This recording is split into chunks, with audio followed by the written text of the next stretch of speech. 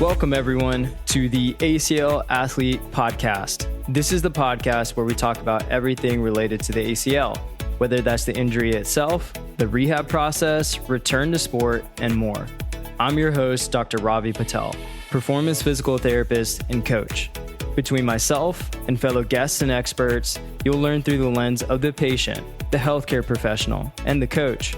The goal of this podcast is to equip you, the athlete, with the education to make the best informed decision about your care and your ACL journey. Thanks for joining. Now let's dive into today's episode. What is up, team? And welcome back to another episode on the ACL Athlete Podcast. So today we are doing an episode that I honestly can't believe I haven't done an episode on this. And I've been thinking about this a lot between the ACLers we work with on the team. As we meet each week, we talk about our ACLers cases, what's going on, what happens, even things that are going on in their life. And so we want to talk through this as a team and make sure that we are able to give the best advice and game plan to make sure these athletes are moving along in their process, and just knowing that life is complex. And the other side of this is also just through my own personal journey through rehab. And for those of you who might be new or who might not have catched previous episodes on this, but some background, I have had 2 ACL surgeries in the past a long time ago. So I pull a lot from that information, which resonates with this episode today. But more recently, I had a hip procedure on my hip where they had to basically put some metal plates around the ends of it because I was having some early arthritis. And so it has been quite a journey and a pretty extensive surgery at the end of March. And so I've been doing my rehab and recovering from that since then. And so that leads me into the topic for today, which is shit happens. And excuse my language, I try to keep this pretty clean here since I have a variety of aged listeners. Yes, I can be vulgar at times, but I try to, retain that and try not to put that out there because I just don't think that I have to do that all the time to get the point across. But for today, I think that there's no really good way to really say this, make it hit home besides shit just happens, y'all. It happens. And it happens in life. It happens in ACL rehab. It happens in hip surgery and rehab. It's just a thing that we will inevitably deal with. We have fires that come up that we have to put out or just manage to make sure they don't turn into bigger fires, right? And it just happens, right? It's just the way that we operate with just this complex world, complex bodies, with just so many different factors in life, depending on what age you are, what kind of different space you're in terms of whether you're in school or work, or maybe not doing either of those. Maybe it's family-based, maybe it's traveling. There's so many different factors that play into just what is life that things are just going to happen. And so the thing that really triggered this is actually this week. 2 days ago, I strained my groin for the 3rd time doing something super simple. I've done it before. And it was just a position that my hip was just like, nope, I'm good. And it's something that I'd done before. And immediately my brain was like, cool, another delay, another setback. I was like, man. And the thing is that it wasn't even this big jump, but sometimes it just happens. And I know a lot of you can probably relate to this as you go through this process. It just happens, right? And most importantly, it's okay to give yourself some grace. Like, I wanted to look back and be like, man, I should have known this, or I should have done this differently. And the thing is that we will always look in hindsight to blame ourselves. And I'm sure some of you guys will do that.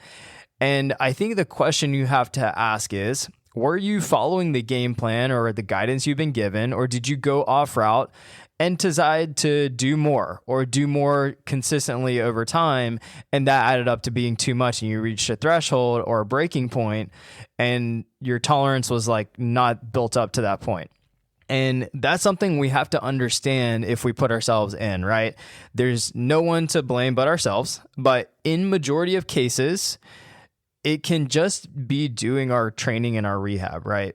And just knowing that sometimes there's nothing to blame and knowing that shit just happens. And that is just moving along the path, doing what we've been told. And then, it flares up. The knee flares up. You might get a tweak in your hamstring or your quad pulls, right? Or maybe you flare up your front of the knee, the anterior knee pain, right? It just happens, right? And we want to create a story around this. And yes, it is important for us to understand this, especially from the rehab standpoint, especially us as the physical therapists and coaches to play detective in knowing what has happened. And the thing is though, we just want to make sure that we understand what potentially triggered this, but then also just normalizing that things like this happen as we're trying to rebuild something and stress something, right? And with ACL rehab, we know there is a lot to stress and build up. And so to give you guys some practical advice on what I did in the moment once I felt that tweak, right? I noticed that it happened. It was like a sharp, kind of weird sensation that I didn't love. And I'm familiar with it. I know what it is. And most of you can probably tell whenever you are off your baseline, especially if there's an incident like that.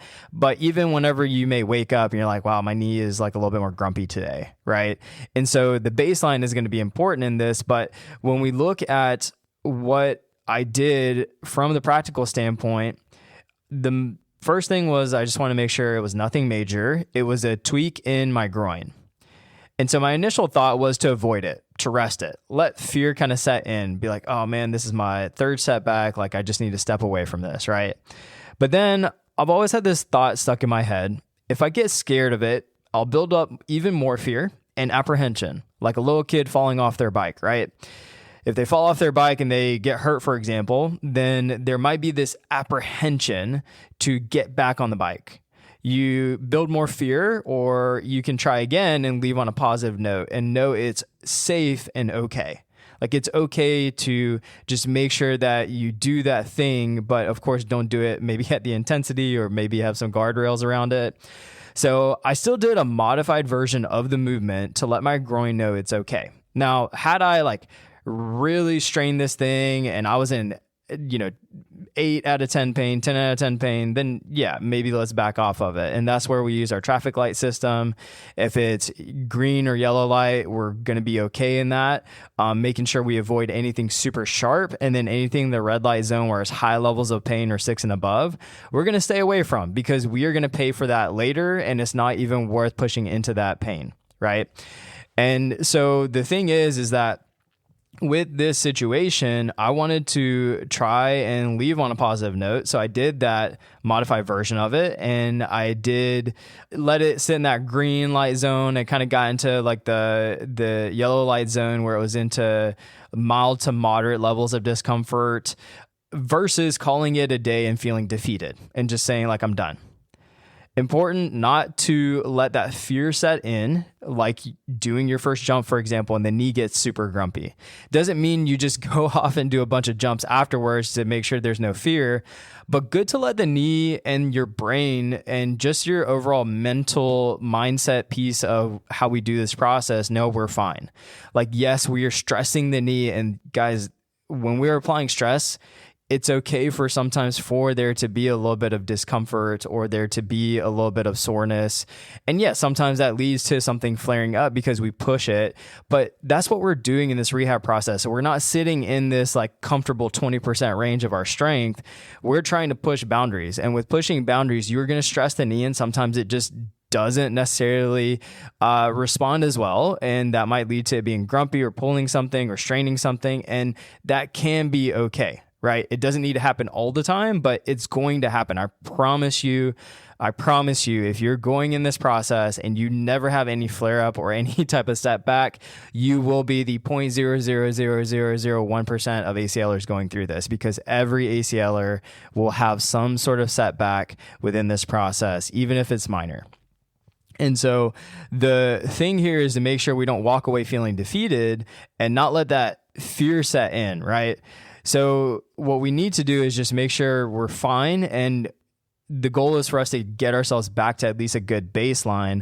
Of course, in that moment, baseline might not be there, but hopefully over the next day, few days, maybe even weeks, right? Like we're getting you back to baseline depending on the degree of how much it has flared you up, right? And people think that when something flares up, we just need to rest or stop. It's like after ACL surgery, right? People are like, I've had a major surgery. Let me just like chill in the bed for 7 days, 14 days and not really do much. Guys, we've had people who they've been on bed rest for 2 weeks, 3 weeks. And it's because usually there's a gap in the surgeon telling them to go do physical therapy or they can't get into physical therapy. And it's crazy. And we have had people who have had actually been told to rest for 2 weeks. It's crazy.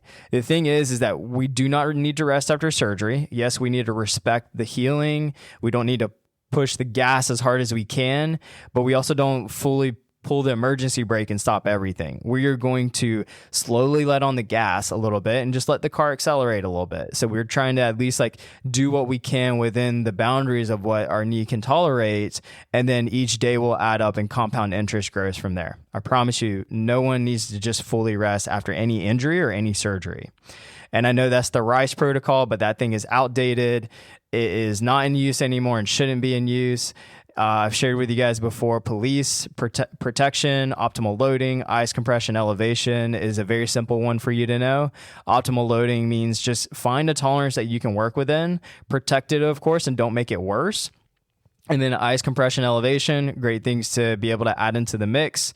And then there's peace and love, which is a very long acronym that you can look up yourself, but it's also a more up-to-date method that includes these things as well as some other components. But I like to keep it simple with police, and that checks most of the boxes here. And so that's kind of what, we try to do, especially here at the ACL Athlete, to make sure we keep our ACLers going. And this is what I did myself, right? And so the thing here is that there's a time and place, but to maybe rest, especially when it's super extreme. But in most of your situations, there's always a way to modify, train around it, and plenty of other areas to work and still get some input. And I get that this can't just blindly be applied to all situations because context is so important of where in the process you are. Variables of like what graft type, restrictions, symptoms you're dealing with, the goals that you have, and time sensitivity. And it's a dance between a lot of these variables and many more I didn't even mention. The biggest thing here is to know how to do this. And that's where proper education and guidance comes in. I readjusted in the moment, and then I connected with my remote coach, let them know, and he helped me to kind of modify a few things. So then that way we are progressing a little bit better with the certain movements based on the conversation we had. So we adapted the plan. He helped to provide some input on this based on, the data points leading up to this. And that is something that we're just going to move forward with and adjust. It's a slight adjustment to the game plan versus being like, all right, rest. Don't let this get angry. And then guess what? All the work I put in is just going to drop. It's going to be sluggish getting back into the gym. And there's no point in that. For some reason, when pain happens or when a flare-up happens, people think I just need to fully rest. And that is the worst thing that you can do, to be completely honest. What is really important is to make sure that we adjust. It's an adaptable plan. And that's what ACL Rehab should be. Another good example here is I just had one of my ACLers who was walking his dog roll his ankle. He stepped off a curb and rolled it. The guy has a history of ankle sprains with playing basketball in the past throughout a lot of his, younger days, high school, college, and for a long period of time at different levels. And now we are doing a non-op ACL rehab process because he's just not in the place to be able to have surgery. And he wants to try and do it without having a reconstruction done. And the thing here that I want to share is that people sometimes think that this rehab process, it happens in a vacuum, and it does not. Like I just talked to somebody recently, and they're going to have to go back to work literally in 5 days after ACL surgery. And it is not a remote job fully. They're going to be on their feet, moving around a little bit, and they'll modify. But I'm like, that's going to affect your rehab a lot, actually. And so I think assuming that this process happens in a vacuum is very challenging. And I think people come into this mindset, all right, I'm going to have this perfect plan. I'm going to do these perfect sessions. I'm going to go do these things. But the thing is that, yes, maybe for the first 4 weeks or 6 weeks, or if you just have no other responsibilities and planning not to do anything besides this process, then great. But that is not majority of folks. And so I have ACLers who one just went to a camp for 3 weeks. one has been traveling and they want to travel before, it's their senior year as they come to play soccer, right?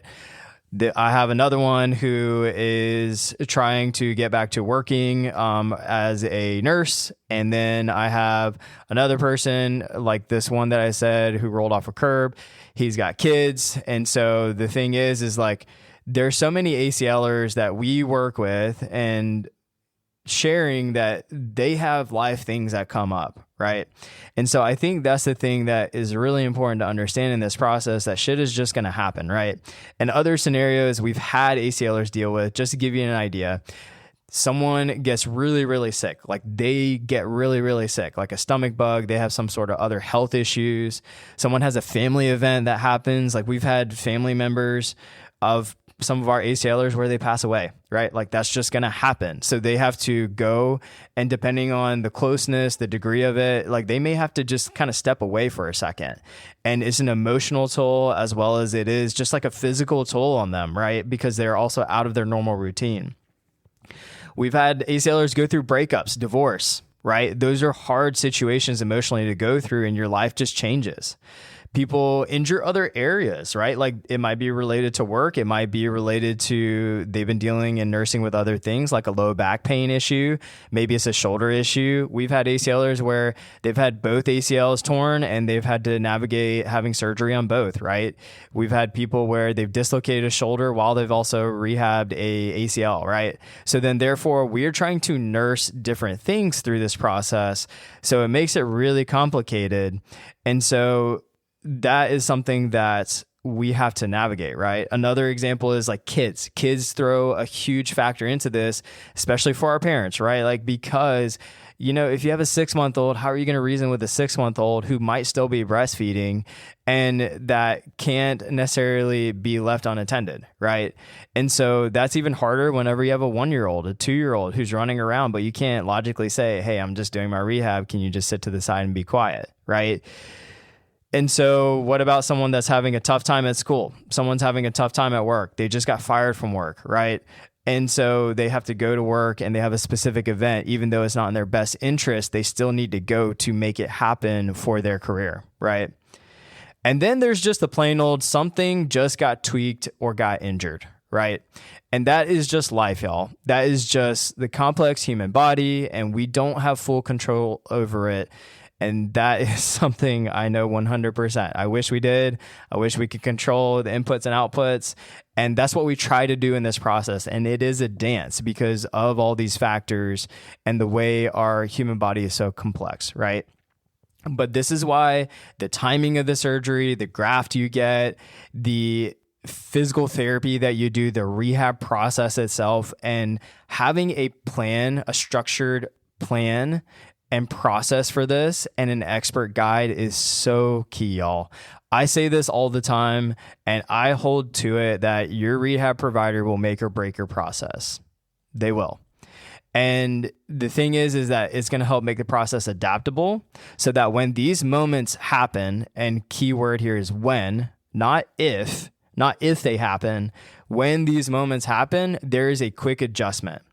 I always use the analogy of going on a detour. And so you're on this path, you are driving in your car, right? Or maybe you're riding along, and then all of a sudden something comes up, right? Like there's a detour that you have to take, right? And imagine this is the injury or just the setback that you're having, right? The thing is that detour could either be really long off the path that adds a lot of time, complexity, unknown turns along that path, or it could be just a quick little detour off. Maybe you're just grabbing some gas. Maybe you have to just kind of stop by and take a few turns, and then you get right back on the interstate, for example. That is the difference in an adaptable plan. A GPS that is going to be there to make the adjustments, and that is what we need in ACL rehab, y'all, because this process is dynamic. We are complicated humans. There are so many factors in play. And the thing is that it's just not going to be linear. And the thing is that's going to really help with this is that it's going to help reduce the fear and anxiety when these things happen. It saves time. I can't tell you how much that people just get stuck and like trying to figure it out or doing it themselves or just bad rehab and bad guidance. And they're like, oh, hopefully it'll get better with time. And it just doesn't. And it ends up costing them maybe 3 months, 6 months. It costs them limping at their wedding.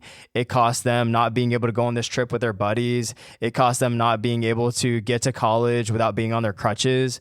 Like, there's an opportunity cost to all things, but having the right guidance and team in your corner is going to save you time, is going to give you peace of mind. And I think the important thing that we need to take away from today, that I hope I got the point across, is that, y'all, it's going to be okay. Shit happens. Give yourself some grace, please. And then the important piece is that you want to make sure you have a game plan, you have expert guidance, and making sure that that is an adaptable GPS and roadmap at any given point, at any given setback, because they're going to happen. And it could be the difference in saving you a month, 6 months, a year, multiple years, and even long-term thinking about osteoarthritis and just the ability to do things that you may have not even thought of before. Those are going to be opportunities that could be saved by just making sure that you have the right team and right guidance in place. But just know that shit does happen. Don't blame yourself in these situations. Do an audit of it and just make sure that you know what to do. And that is going to make all of the difference in this process, and especially getting you back to doing the thing. So I hope that that was helpful, y'all. If y'all need anything, we are here to help. Please reach out with any questions. And I appreciate all of you who have sent messages, who have been very supportive in this process. And if you got anything out of this or any of our work and previous podcasts, please leave us a 5-star review. That helps us reach more ACLers, continue to push the mission forward, make more of an impact, and most importantly, for us to redefine this space, redefine ACL rehab, do it different, change the standard and elevate it. And that's something that we are here to do. So please do that. If you have a second, Spotify, Apple Podcasts, anywhere that you're listening to this, because it really does go a long way. And I appreciate you guys so much. If you need anything, we're here. Until next time, this is your host, Robbie Patel, signing off.